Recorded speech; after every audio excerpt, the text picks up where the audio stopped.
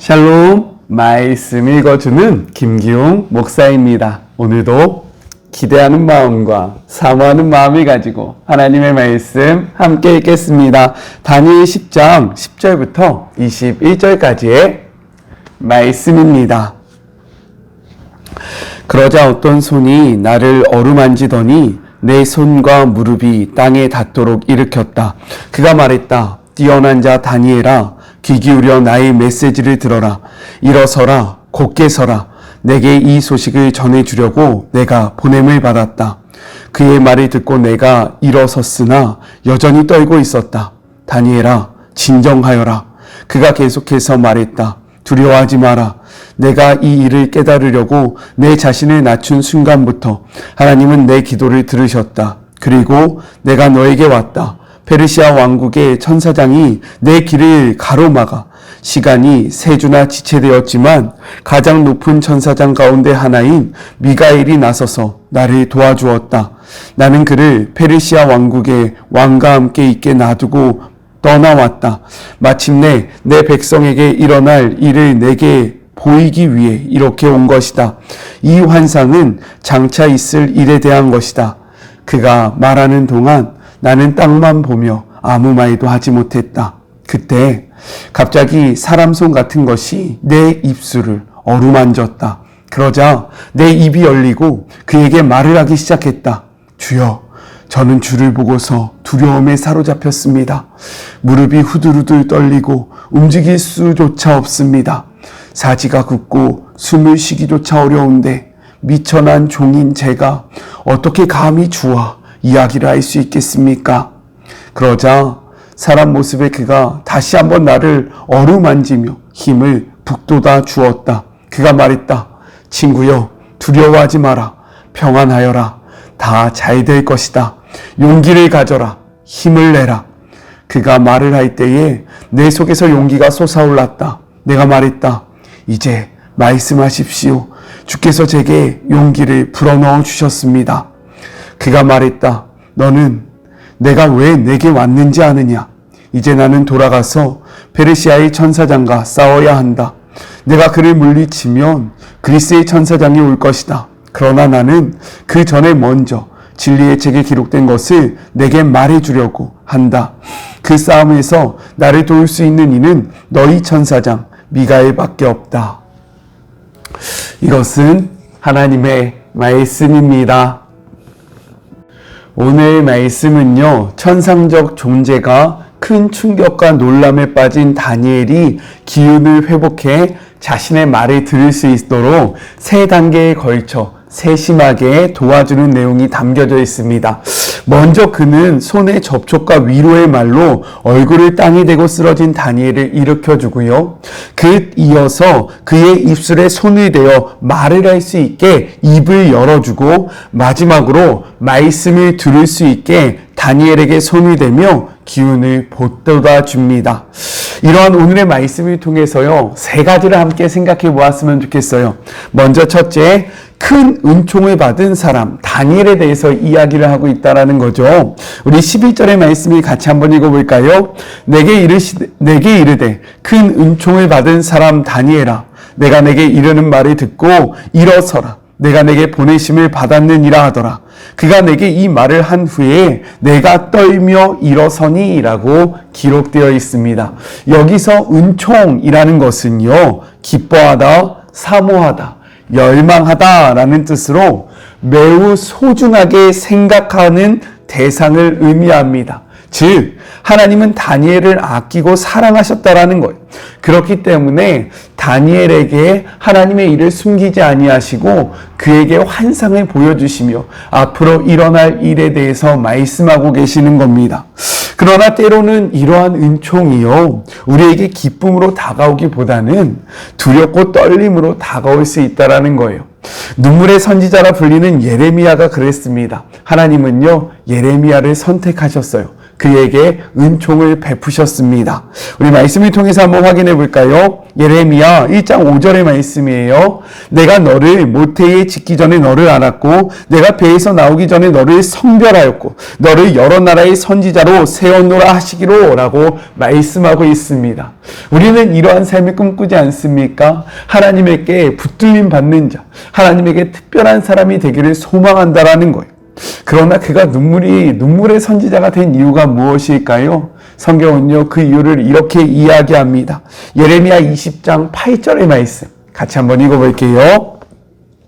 내가 말할 때마다 외치며 파멸과 멸망을 선포함으로 여호와의 말씀으로 말미암아 내가 종이토록 치욕과 모욕거리가 됨이니이다 라고 이야기합니다. 예레미야에게 임했던 하나님의 말씀은 무엇이었냐? 이스라엘을 향한 심판의 메시지였다라는 거예요.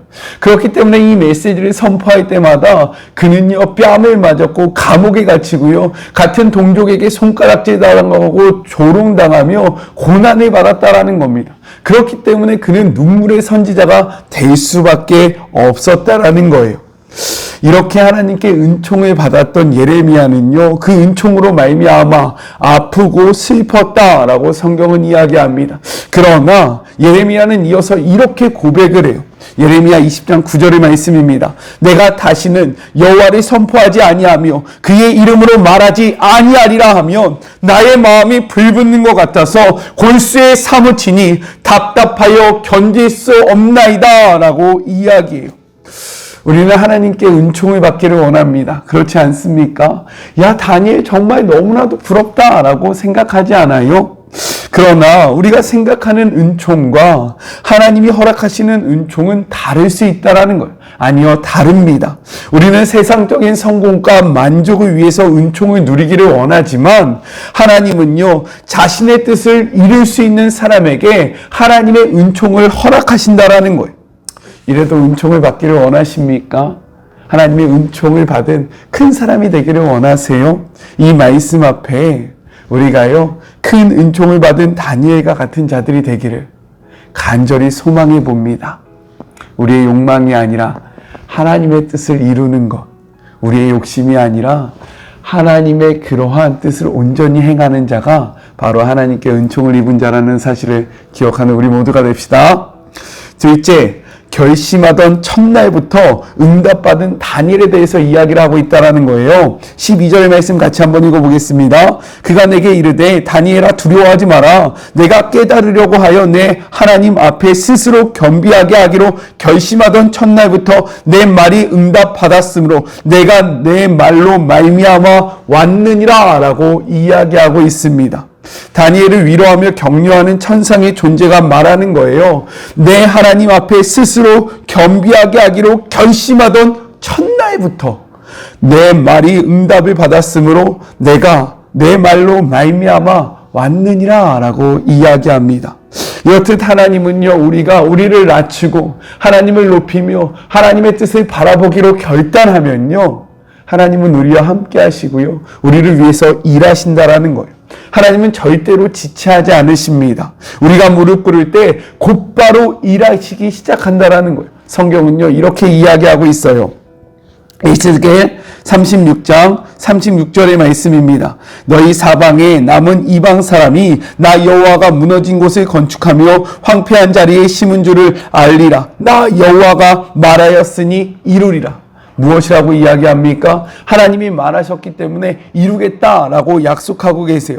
그러나 이어서 이렇게 이야기하신다라는 거죠. 에스겔 36장 37절의 말씀입니다. 주 여호와께서 이같이 말씀하셨느니라. 그래도 이스라엘 족속이 이같이 자기들에게 이루어 주시기를 내게 구하여야 할지라.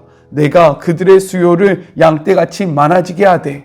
무엇이라고 이야기합니까? 하나님이 일하실 것인데, 하나님께서 역사하실 것인데, 그럼에도 불구하고 우리가 반드시 하나님 앞에 구할 때 하나님은 일하시겠다라고 약속하고 계시는 거예요. 하나님은 지금도 살아계십니다. 믿으시죠? 하나님은 지금도 역사하세요. 그러나 하나님은 혼자 일하기를 원하시지 않는다라는 거예요. 하나님은 우리와 함께 하나님 나라를 확장하기를 원하십니다. 그래서 우리가 하나님 앞에 겸손함으로 하나님의 뜻을 구하며 나아가면요, 하나님은 기다리셨다는 듯 그 즉시로 일을 하신다라는 거예요. 절대로 지체하지 않으십니다. 그러니 우리는 무엇을 해야겠습니까? 겸손하게 우리를 낮추며 높으신 하나님을 바라보고 간구하기 시작해야 한다라는 거예요. 우리가 기도하면 하나님은 반드시 일하십니다.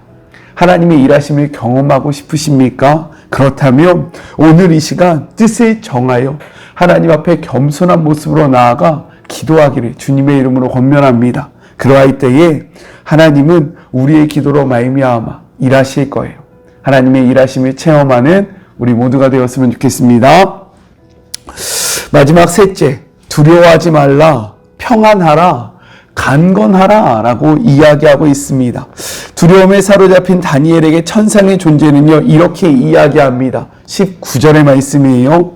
이르되 큰 은총을 받은 사람이여 두려워하지 마라, 평안하라, 강건하라, 강건하라. 그가 이같이 내게 말하였음에 내가 곧 힘이 나서 이르되 내 주께서 나를 강건하게 하셨사오니 말씀하옵소서라고 이야기하고 있습니다. 이렇듯 하나님은요, 우리를 도우시는 하나님이라는 거예요.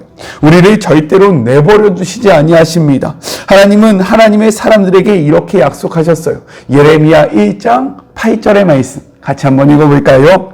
너는 그들 때문에 두려워하지 말라. 내가 너와 함께하여 너를 구원하리라. 나 여호와의 말이니라 하시고, 또한 모세를 이어서 이스라엘 백성을 인도하는 여호수아에게 이렇게 선포하십니다.